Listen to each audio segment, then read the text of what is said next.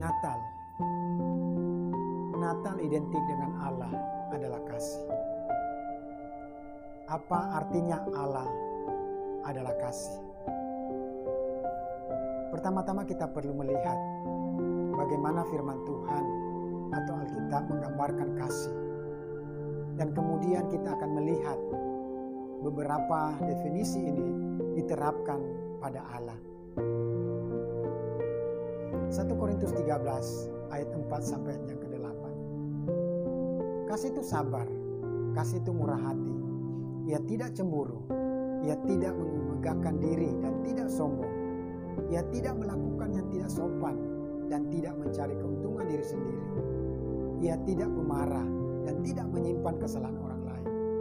Ia tidak bersukacita karena ketidakadilan, tetapi karena kebenaran. Ia menutupi segala sesuatu, percaya segala sesuatu, mengharapkan segala sesuatu, sabar menanggung segala sesuatu. Kasih tidak berkesudahan, nubuat akan berakhir, bahasa roh akan berhenti, pengetahuan akan lenyap. Ini adalah cara Allah menggambarkan kasih. Allah persis seperti yang digambarkan itu.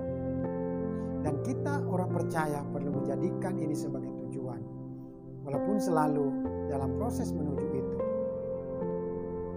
Ekspresi paling utama dari kasih Allah dikomunikasikan kepada manusia dalam Yohanes 3 ayat 16 dan Roma 5 ayat 8. Yohanes 3 ayat 16. Karena begitu besar kasih Allah akan dunia ini, sehingga ia telah mengaruniakan anaknya yang tunggal, supaya setiap orang yang percaya kepadanya tidak binasa, melainkan beroleh hidup yang kekal. Roma 5 ayat 8. Akan tetapi Allah menunjukkan kasih-Nya kepada kita, oleh karena Kristus telah mati untuk kita ketika kita masih berdosa. Dari kedua ayat ini kita bisa melihat bahwa Allah sangat menginginkan manusia bersama-sama dengannya dalam rumahnya yang kekal di surga.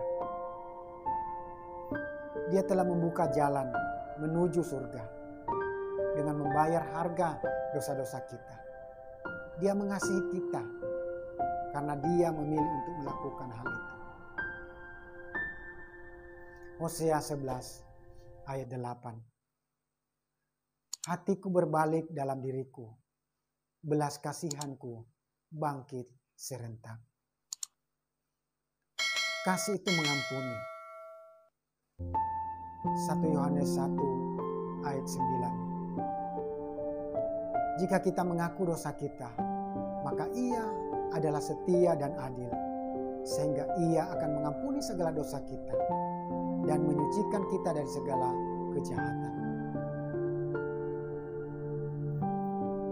Kasih atau Allah itu tidak memaksakan dirinya pada orang.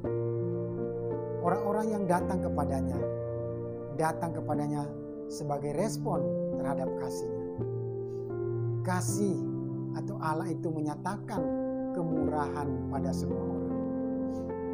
Kasih atau Yesus itu berbuat baik kepada semua orang tanpa memandang bulu. Kasih atau Yesus itu tidak cemburu pada apa yang orang lain miliki. Hidup sederhana tanpa mengeluh. Kasih atau Yesus itu tidak membesar-besarkan diri sekalipun Dia dapat mengalahkan semua orang lain. Kasih atau Allah itu tidak menuntut ketaatan. Allah tidak menuntut ketaatan dari sang anak, namun sang anak secara sukarela menaati Bapanya di surga.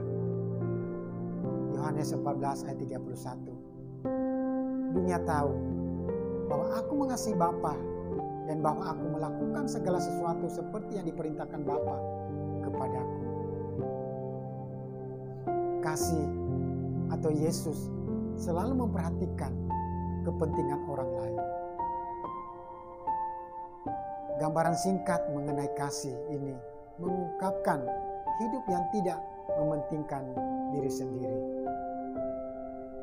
Sesuatu yang bertentangan dengan hidup mementingkan sendiri dari dunia ini.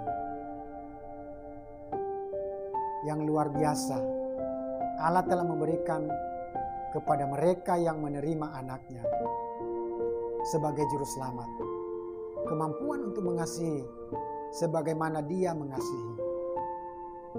Dia memberikan ini melalui kuasa Roh Kudus. Yohanes 1 ayat 12. Tetapi semua orang yang menerimanya diberinya kuasa supaya menjadi anak-anak Allah, yaitu mereka yang percaya dalam namanya. 1 Yohanes 3 ayat 1, ayat 23 dan 24. Lihatlah betapa besarnya kasih yang dikaruniakan Bapa kepada kita, sehingga kita disebut anak-anak Allah. Dan memang kita adalah anak-anak Allah. Karena itu dunia tidak mengenal kita, sebab dunia tidak mengenal Dia. Dan inilah perintahnya itu, supaya kita percaya akan nama Yesus Kristus anaknya, dan supaya kita saling mengasihi sesuai dengan perintah yang diberikan Kristus kepada kita.